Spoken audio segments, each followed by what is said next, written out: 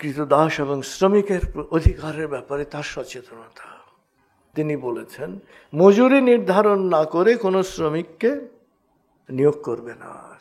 যদি নিয়োগ করো, সে যা চায় তাই তাকে দিতে হবে। সেই জামানায় নিম্নবর্ণের মানুষ, মজুর, শ্রমিক, কৃতদাস, এদের জীবন যে বঞ্চনা, লাঞ্ছনা, এর কোনো অভাব ছিল না। দাস মুক্ত করা, এটাকে নবীজি সাল্লাল্লাহু আলাইহি ওয়াসাল্লাম সবচেয়ে পুণ্যের কাজ হিসেবে ঘোষণা করেছেন। যে কোনো কেউ অপরাধ করলেই প্রথমেই বলতেন যে তোমার যদি দাস থাকে তাহলে দাস মুক্ত করো। যে দাস তোমার অধীনে থাকবে, তুমি যা খাবে তাকে তাই খেতে দেবে, তুমি যা পরবে তাকে তাই পরতে দেবে। এখন আপনার দাসকে যদি আপনি যা খান তাই খাওয়ান, আর আপনি যা পরেন তাই পরতে দেন, তাহলে সে কি আর দাস থাকে?